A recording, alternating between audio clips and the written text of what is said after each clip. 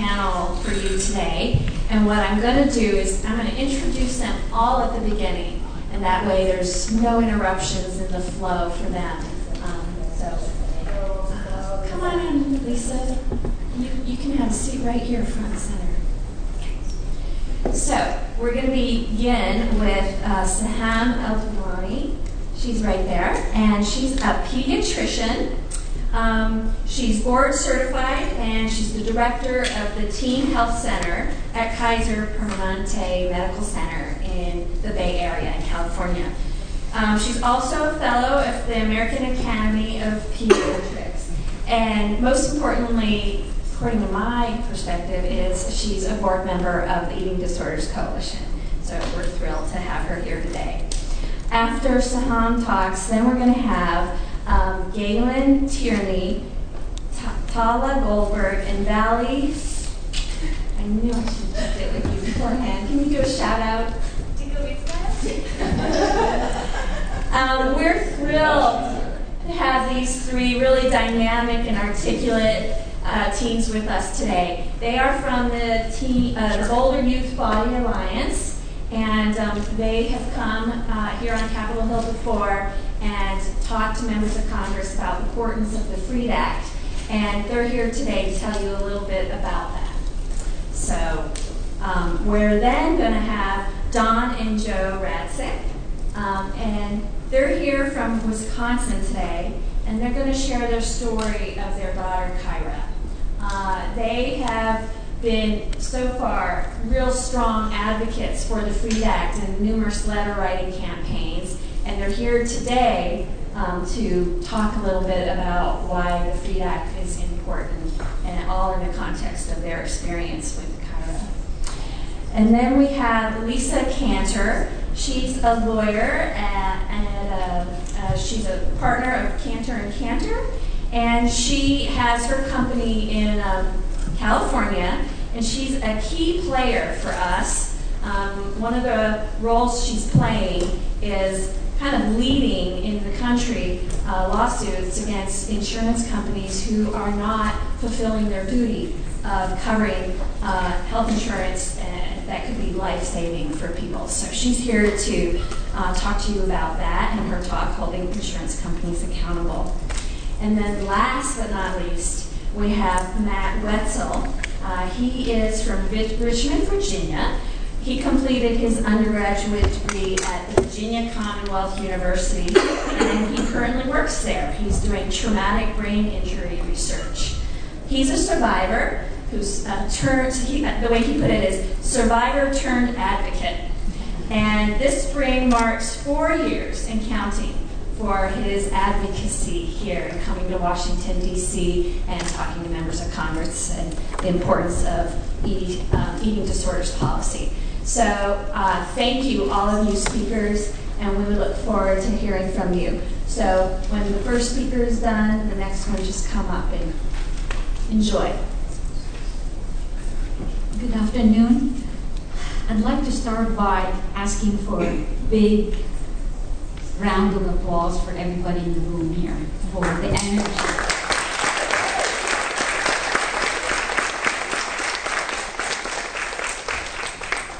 All the hard work, the talking and the walking, and it's very palpable in this room. And I feel very privileged to be part of the panel in the briefing session today. I'll focus my talk on, I'm a little bit futuristic, so I will talk about the future or the very soon to be published classification for eating disorders. And as a pediatrician, I will put a little bit of the pediatric spin on my talk. I will talk about the role of the pediatrician, as well as the common presentations in eating disorder, common cause of death, why it's a serious illness, but also about the common sense in treatment, as well as dispel some myth. And then at the end, if there are any questions, be happy to take them. So this is how I see eating disorder classification coming up in the DSM-4, soon to be published. It's gonna still have the anorexia nervosa and the bulimia nervosa each. However, they're gonna be less restrictive in terms of the duration and the frequency of the binge, purge. So it's gonna be a little bit more relaxed than the current one. We will have the binge eating disorder as a separate entity. It's not simply just anything that doesn't fit in anorexia and bulimia nervosa, or the sub-threshold for the anorexia and the bulimia nervosa, but it's gonna be a separate entity, binge eating disorder. And then everything else that is not gonna fit will go still under the eating disorder, not otherwise specified, whether they are sub-threshold, they're like not completing all the features of anorexia or bulimia. People sometimes eat and then spit or vomiting without restricting. And there will be the compulsive exercise. They eat normal, but they compulsively exercise. And then as a pediatrician, I'm very thrilled that they're gonna throw the AirFit, which comes from the Grade Street, the Orman Grade Street classification, which is specific for pediatrics, called avoidance restrictive food intake disorders. Because in children, you really cannot classify them as anorexia or bulimia. They're mostly in the NOS group, but the question to ask them, to weed them out, is very different than adult. They can't talk about fear of eating, they can't talk about self-image or anything like that. So we have very tailored, specific classification and tools to screen them. And that category includes kids who are selective, just eat 1 or 2 items of food and thrive on it. They are normal weight, height, cognitive function. There are functional dysphagia, people who eat but cannot swallow, vomit only.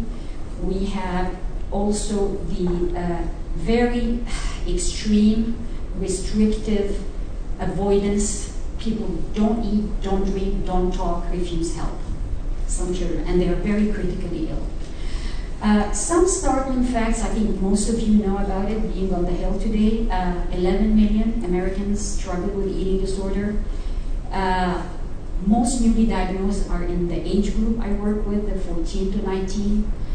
And and unfortunately, anorexia in an extreme form, beside the disabilities that can be associated, has the highest mortality of any mental disorder among adolescents, 20%. It's also the 3rd common chronic condition I deal with in my office. Asthma is number 1, obesity is number 2, eating disorders becoming number 3.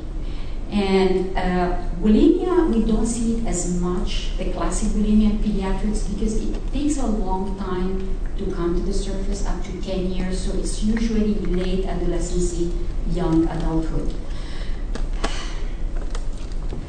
When people think about anorexia and bulimia, always think about therapists and psychiatrists, but guess where people stop first when they have eating disorder?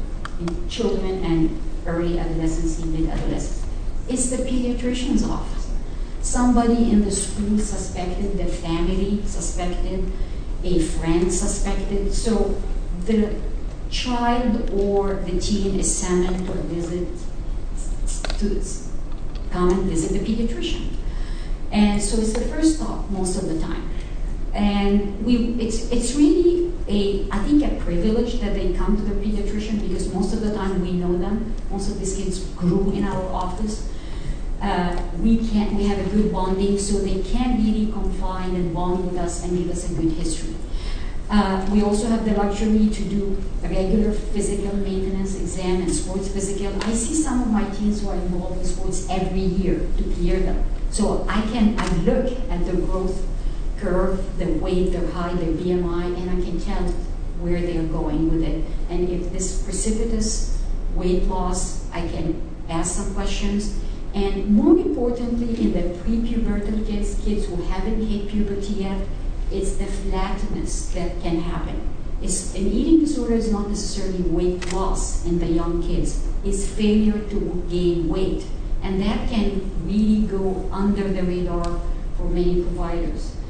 for many years until the full-blown eating disorder happened. So I am one of the lucky ones that I don't let this go under my radar. I get alarmed when someone does not put the right weight all the time. Also, adolescent, many times during the visit when we start talking about weight, they do express concern that their weight is above normal or has increased compared to their friends.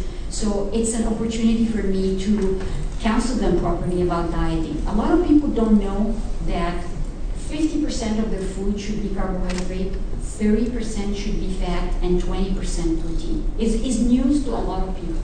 They think it's just fruits and vegetables to lose weight.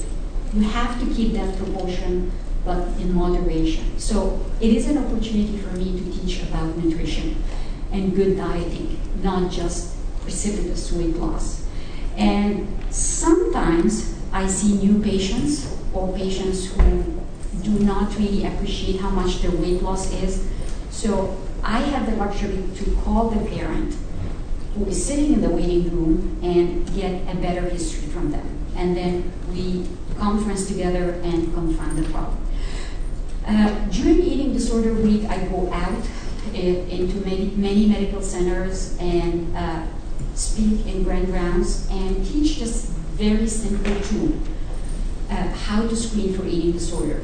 5 questions. If 2 or +2 minimum are present, that is red flag for the presence of bulimia or anorexia. Do you make yourself sick, which means throw up because you unnecessarily make yourself uncomfortably full? Do you worry about losing control over how much you eat? Have you lost a significant amount of weight during over 3 months period? Do you believe you're fat when everybody else is telling you you're thin? Would you say that food predominates your life? If I have 2 and plus, it's red flags for me. What really has changed over time for me from my medical school years to my practice years is the significant change of the epidemiology in eating disorders. It's no longer the athletic, white, Caucasian, upper class people. It is coming younger and younger. Actually, 4 to 5 years now are expressing concern about their weight and are dieting. I was on the eating disorder unit, visiting the eating disorder unit at Stanford a few weeks ago. They had an 8-year-old on the ward. According to American Academy of Pediatrics, hospitalization has increased by 119% in children below 12 for eating disorders. So it's hitting younger and younger age group. All ethnic, racial groups, socioeconomic. The only thing that probably have not changed much is always female are a little bit more than male, particularly in anorexia. But if you look at other binge eating disorders, maybe the ratio is not much female compared to male. It becomes a little bit more balanced. But always you see female more than male. But some studies actually have different ratio than this one. Particularly in the below 14 years of age, there are more males than female. The ratio is more. It's not 9-to-1, it's probably 8-to-1, and in some studies is 4-to-1. One risk factors mean factors if they are present, predispose the person who is genetically already loaded. I think about it as a gun loaded with the genes and then waiting for a trigger to blossom or to happen. To me, I'm sure you know all about the others, but the 2 important ones for me are family history and antecedent illness. Many times, patients with eating disorder and particularly anorexia have a preceded history of illness, no matter what it is, viral, bacterial, any illness that is accompanied by not eating well, losing weight, and then they come, they recover, they go back, and people make such great comments how great they now look. Oh, you look so great now. And that reinforces that the weight part is an important part in the self-image and the entity of the person, and they go on this mission of losing weight. So there is always an antecedent history. of illness or dieting. Somebody made a comment and dieting started. Early puberty, particularly certain ethnic groups, so you find a girl blossoming in her class and everybody else is still very childish in their features. So it becomes a source of embarrassment. So that can trigger eating disorder if genetically predisposed. Comorbidity factors are a group of illness that can precede or happen during eating disorder or immediately after an eating disorder. Anecdotally, I find depression and anxiety disorder the most common, but OCD is also very common. And then from medical, the medical portion, diabetes type 1 and cystic fibrosis. Interestingly, diabetes type 1, a big study came from Toronto that combined 7 studies together. They find and compared a group of girls who had type 1 diabetes with a cohort who did not have a group who did not have type 1 diabetes, and interestingly, twice as much patients who have diabetes type 1 can have eating disorder compared to a cohort who doesn't. And then there is a lot of theories behind it. I would like to focus on the outcome. I think you know a lot about seriousness of anorexia and decided disability over long term, if it's not caught on the right time and early diagnosed, is the mortality rate is really hit me at heart, the 20% death over 20 years, so decreased lifespan. The good news is if diagnosed early, prognosis is great. I have actually in some studies, people are seeing up to 90% complete recovery over time, over 5 or 6 years, who have followed patients. If you read several articles, I think the upshot, the most common number quoted is 50% of adolescents would have good outcome, 30% fair, meaning they would have few relapses, and then unfortunately 20 would become chronic. And this is the group we want to really look after and avoid by prevention, early treatment. In bulimia has higher rate of recovery with good outcome or partial outcome, but unfortunately it has some more frequent relapse, and the good news has low mortality compared to anorexia. Why some of the people we know have died from eating disorder? The most common is mostly medical, has to do with the disturbance that happened in the body as a result of that, from electrolyte imbalance, potassium, sodium, magnesium, depending on how they are purging. Cardiac arrhythmias is very common, particularly low heart rate. Most of the death happen in the very early hours of the morning. Patient go to bed with a heart rate of 40 or below 40. In the very early hours, there is normal physiologic further decrease to 20. And that cannot sustain the body, and they don't wake up. Epicac toxicity is another one in bulimia, and that's why Epicac was pulled out from over the counter. I no longer, when I do my preventive things in pediatrics, talk about having Epicac at home. It's been out of the picture completely.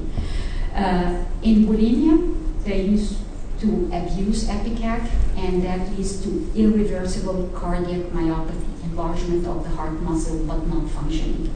And then psychologically, from the comorbid things, is the suicide, which I just learned from Lisa has increased 7-fold lately, and drug overuse for those who have comorbid problem with drug abuse.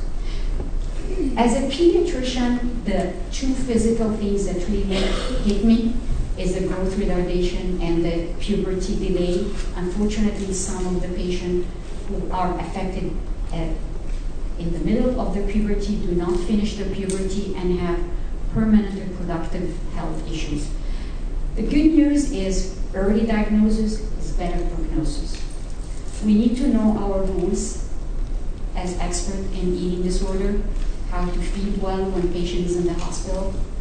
I want to dispel 2 myths. Hormone replacement treatment is not helpful at all, and it's not normal for a competitive athlete not to have her period. or to have abnormal period. These are two myths. A good treatment for eating disorder is a multidisciplinary, a good team. Somebody expert in the field, good person from mental health, who have experience dealing with eating disorder, a good nurse also during the partial hospitalization or the complete hospitalization or the residential, a good nutritionist, and most of all, a parent who is interested to be part of the team. If involved, it really improves the recovery very much. I'm going to stop here and let the next person go, and